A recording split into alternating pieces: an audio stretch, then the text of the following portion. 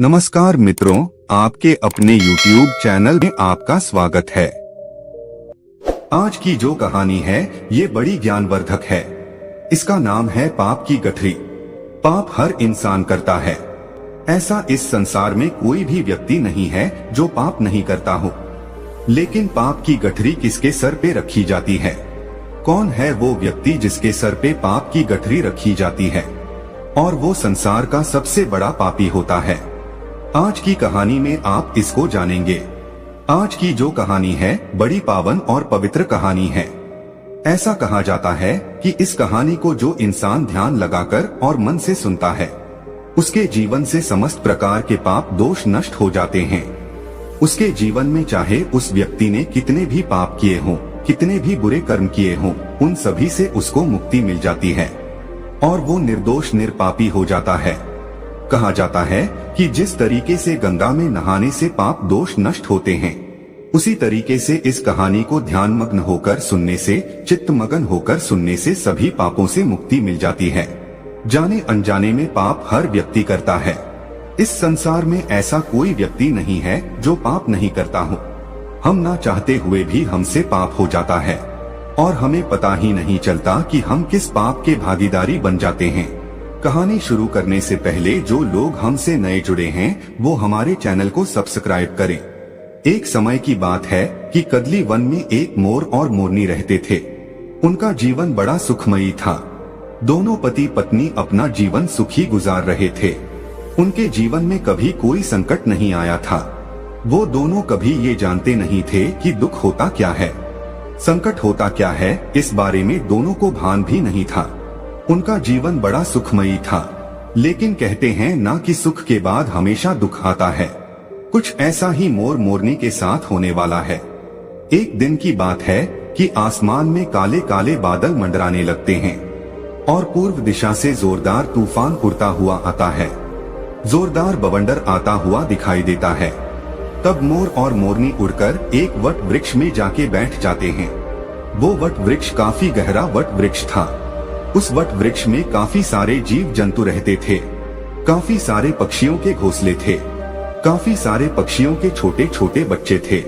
काफी सारे पक्षियों के अंडे रखे हुए थे। उस वट वृक्ष में मोर और मोरनी दोनों जाके बैठ जाते हैं और वट वृक्ष को अपने पैरों से मजबूत पकड़ लेते हैं। जब पूर्व दिशा से जोरदार बवंडर आता है तो वट वृक्ष को झकझोर के रख देता है। तूफान की वजह से उस वट वृक्ष में से काफी सारे पक्षियों के अंडे नीचे गिरकर फूट जाते हैं। उन काफी सारे पक्षियों के छोटे बच्चे घोंसले से नीचे गिर के मर जाते हैं। काफी सारे उड़ने वाले पक्षी भी तूफान की वजह से खत्म हो जाते हैं और भी अन्य कई जीव जंतु मारे जाते हैं। इतना तगड़ा वो तूफान आया था। जब तूफान खत्म हो जाता है, तूफान थम जाता है, तूफान रुक जाता है, तब मोर और मोरनी भी चैन की सांस लेते हैं और नीचे जमीन पर उतर कर देखते हैं कि काफी सारे पशु पक्षी जीव जंतु मरे हुए पड़े हैं। काफी सारे छोटे छोटे बच्चे भी मरे हुए पड़े हुए हैं। ये देखकर मोरनी बड़ी दुखी होती है और मोरनी की आंखों से आंसुओं की धारा बहने लगती है।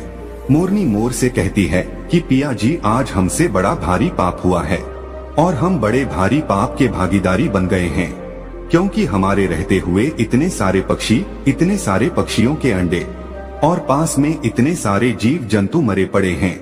हमारे रहते हुए इतने सारे जीव जंतु मर चुके हैं, इसलिए ये सारा पाप तो हमें लगेगा। यही सोचकर मोरनी बड़ी दुखी होती है। मोर मोरनी को काफी समझाने की कोशिश करता है, लेकिन मोरनी को एक भी बात समझ में नहीं आती है। मोर कहता है कि हम पाप के भागीदारी नहीं है, कि पाप का भागीदारी वो है जो ये बवंडर को लेके आया है और इस बवंडर की वजह से काफी सारे जीव जंतु मर चुके हैं, इसलिए हम पाप के भागीदारी नहीं हैं। लेकिन मोरनी मोर की बात को सुनने के लिए राजी नहीं थी, तो मोर मोरनी को एक ऐसे सुनसान स्थान पर ले जाता है और मोरनी से कहता है कि मोरनी, मैं तुम्हें एक कहानी सुनाने जा रहा हूँ। इस कहानी को तुम ध्यान से सुनिएगा और इस कहानी के माध्यम से तुम्हें ये पता चलेगा कि सबसे बड़ा पाप का भागीदारी कौन होता है। तब मोर मोरनी को कहानी सुनाता है और मोरनी बड़े ध्यान से चित्त मगन होकर उस कहानी को सुनती है। मोर कहता है कि एक नगर में एक राजा रहता था। वह राजा बड़ा दयालु प्रवृत्ति का था। तो राजा विचार करता है कि मैं रोज 100 अंधे लोगों को खीर का भोजन खिलाया करूंगा। अब राजा यह निर्णय लेता है कि मैं रोज 100 अंधे लोगों को खीर का भोजन खिलाया करूंगा। वो राजा 100 अंधे लोगों को खीर खिलाता था। अब उसको काफी दिन निकल जाते हैं।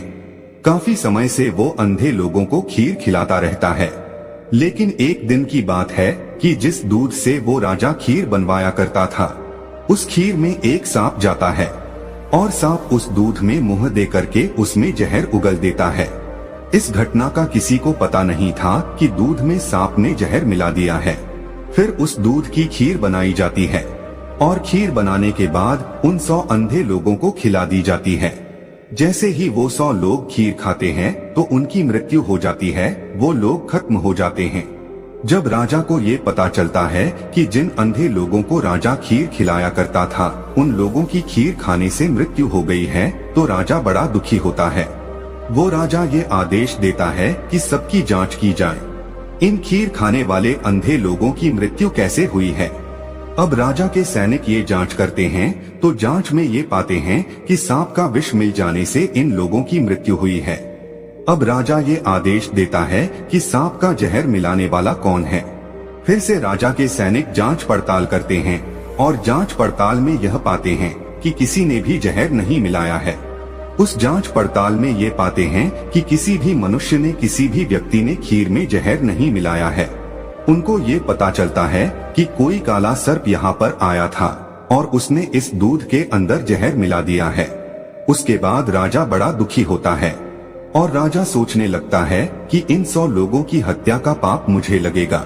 मैं ही सबसे पाप का भागीदारी हूँ, क्योंकि मैं ही इन अंधे 100 लोगों को खीर का भोजन खिलाया करता था। लेकिन अब इन लोगों की खीर खाने से मृत्यु हो गई है, इसलिए मैं बड़े पाप का भागीदारी हूँ। ये सोचकर राजा अपने राजपाट को त्याग देता है और सोचने लगता है कि क्यों न मैं किसी जंगल में जाके और भगवान की भक्ति करूं, अपने इन पाप का प्रायश्चित करूं। यही सोचकर राजा राजपाट को छोड़कर और भगवान की भक्ति करने के लिए अपने राज्य से रवाना हो जाता है। राजा दिन भर चलता है, काफी दूर निकल जाता है, काफी दूर पहुंच जाता है। अब राजा को संध्या काल का समय हो जाता है।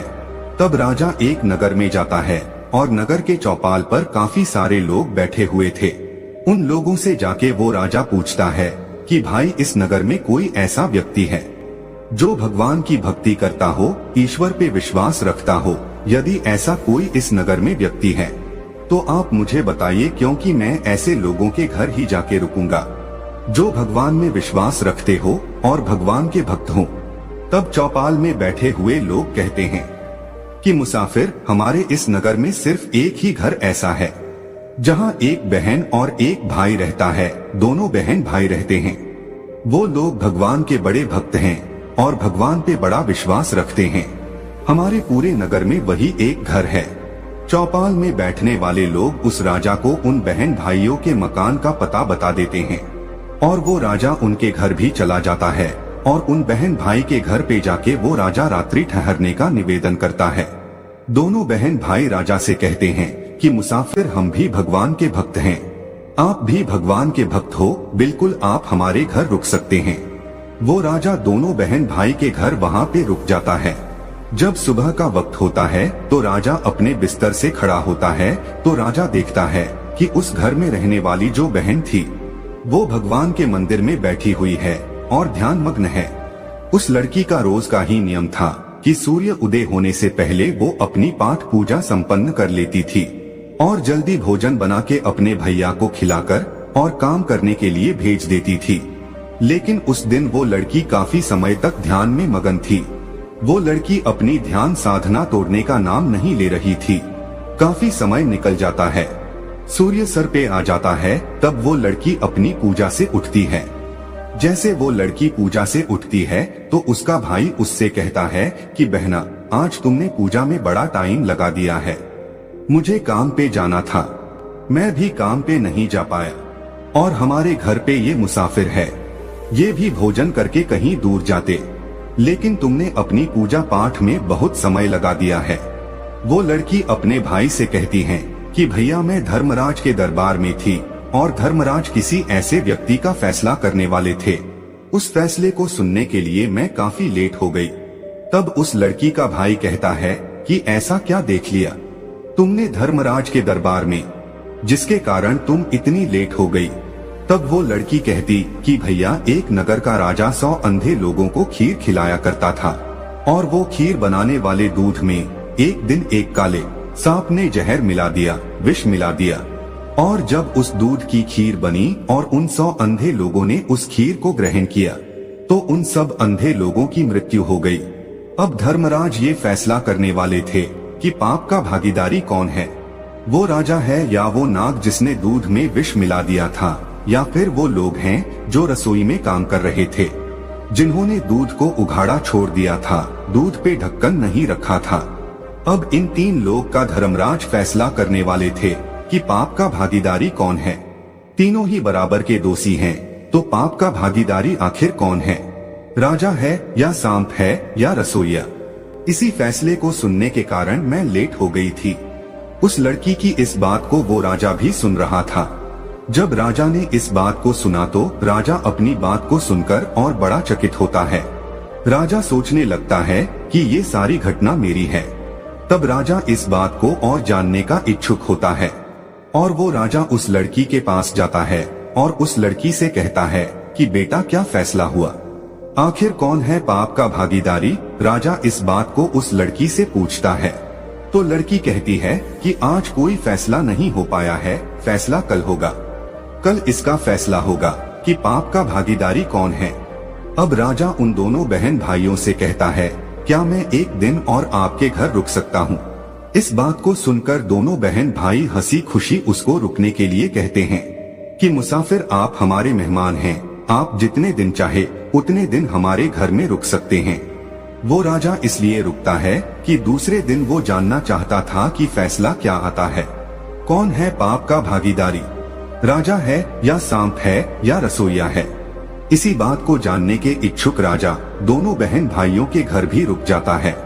उधर चौपाल पे रहने वाले जो लोग थे, चौपाल पे बैठने वाले जो लोग थे, वो लोग बातें करते हैं और वो लोग कहते हैं कि कल जो मुसाफिर इन दोनों बहन भाई के घर पे आया था, ये मुसाफिर कुछ ठीक नहीं लगता है। सुंदर लड़की को देखकर और ये मुसाफिर यहाँ पे ठहर गया है। कल तो ये मुसाफिर कह रहा था कि एक रात रुकेगा, लेकिन ये अब दूसरी रात भी अभी रुकना है। लगता है ये मुसाफिर इस लड़की को लेके जाएगा, लगता है ये मुसाफिर इस लड़की की इज्जत लेके जाएगा, लगता है ये मुसाफिर इस लड़की को लेके भाग जाएगा।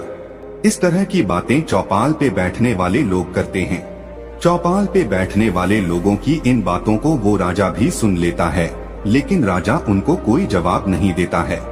राजा बिल्कुल मौन रहता है कि राजा को सिर्फ यही जानना था कि पाप का भागीदारी कौन है। जैसे ही दूसरा दिन होता है, वो लड़की ब्रह्मा मुहूर्त में ही पूजा में बैठ जाती है और ध्यान में मगन होके ध्यान करती रहती है। लेकिन उस दिन वो लड़की बड़ी जल्दी अपनी पूजा से उठ जाती है। जैसे ही वो लड़की अपनी पूजा से उठती है तो वो राजा उस लड़की के पास जाता है और कहता है कि बेटा, क्या फैसला हुआ, कौन है पाप का भागीदारी, राजा है या सांप है या रसोइया है। जब वो लड़की कहती है कि मुसाफिर, तीनों में से कोई पाप का भागीदारी नहीं है, पाप का भागीदारी तो वो लोग हैं जो चौपाल में बैठ करके बात कर रहे हैं। वो लड़की कहती है कि मुसाफिर, धर्मराज के दरबार में आज ये फैसला हुआ है कि सबसे पहले जो पाप के भागीदारी था वो सांप था, लेकिन सांप अपनी भूख शांत करने के लिए उसने दूध में मुख दिया था और दूध पीने के बाद वो वहाँ से चला गया। अब इसमें सांप का कोई दोष नहीं था, क्योंकि भूखे को भोजन बहुत जरूरी होता है, इसलिए सांप का कोई दोष नहीं था, तो सांप का पाप माफ कर दिया जाता है। उसके बाद नंबर आता है राजा का, क्योंकि राजा ही खीर बनवाया करता था, इसलिए दूसरा नंबर राजा का आता है। लेकिन राजा भी स्वयं अपने हाथों से काम नहीं कर रहा था, राजा भी दूसरे लोगों को पैसे देकर उस कार्य को करवाता था। परमार्थ का काम राजा कर रहा था, इसलिए राजा को भी निर्दोष घोषित किया गया है। राजा भी पाप का भागीदारी नहीं है। तीसरा नंबर आता है रसोइयों का। रसोइयों को भी पाप का भागीदारी नहीं बनाया गया है। फिर से राजा पूछता है, तो फिर पाप का भागीदारी बना कौन? लड़की कहती है कि सबसे बड़ी पाप के भागीदारी वो लोग हैं जो चौपाल पर बैठकर और उस राजा की निंदा कर रहे हैं, उस राजा को खरी खोटी सुना रहे हैं, भला बुरा कह रहे हैं, अपने घर का अनाज खाकर दूसरे की निंदा कर रहे हैं। वो लोग सबसे बड़े पाप के भागीदारी हैं। जो चौपाल में बैठकर वो लोग उस मुसाफिर के बारे में कह रहे थे कि मुसाफिर सुंदर लड़की को देखकर और इस घर में रुक गया है और इस लड़की को लेके भागेगा, इस लड़की की इज्जत लेके जाएगा, उन लोगों को सबसे बड़ा पाप का भागीदारी बताया गया है। मोर मोरनी से इस बात को कह रहा है और मोरनी बड़े ध्यान से सुन रही है। मोर मोरनी से कहता है कि मोरनी, सबसे बड़े पाप के भागीदारी वो लोग होते हैं जो एक दूसरे की निंदा करते हैं, वही होते हैं सबसे बड़े पाप के भागीदारी। उन लोगों के सर पे पाप की गठरी को रखी जाती है। जो लोग एक दूसरे की निंदा करते हैं उन लोगों के सर पे पाप का बोझा धरा जाता है। जो लोग एक दूसरे की तेरी मेरी करते हैं, मोरनी के मोर की ये बात समझ में आ जाती है और मोरनी अपने दिल को संतुष्ट करती है। मोरनी सोचने लगती है कि अब हम पाप के भागीदारी नहीं हैं। पाप के भागीदार तो वो हैं जो निंदा करते हैं। अब मोरनी अपने दिल को संतुष्ट कर लेती है। मोर मोरनी से कहता है कि प्रिय, कि संसार में जो इंसान सुखी रहना चाहता है वो कभी भी किसी की निंदा ना करे। जो लोग निंदा करते हैं वो पाप के भागीदारी हो जाते हैं। उन लोगों के पाप के भागीदारी वो लोग बन जाते हैं जो निंदा करते हैं। उन लोगों का सारा पाप उनके सर मढ़ दिया जाता है जो लोग निंदा करते हैं। जो लोग दूसरे की खुशी को देखकर दुखी हो जाते हैं और फिर उनकी निंदा करने लगते हैं, उन्हें हमेशा नीचा दिखाने की कोशिश करते हैं, वही लोग सबसे बड़े पाप के भागीदारी होते हैं। दोस्तों, ये कहानी यहाँ पर खत्म होती है। हम आशा करते हैं कि आप लोग कभी भी किसी की निंदा नहीं करेंगे और पाप के भागीदारी बनने से सदा बचे रहेंगे। तो दोस्तों, यह कहानी आपको कैसी लगी हमें कमेंट सेक्शन में जरूर बताना और अच्छी लगी हो तो इस चैनल को सब्सक्राइब जरूर कर लेना।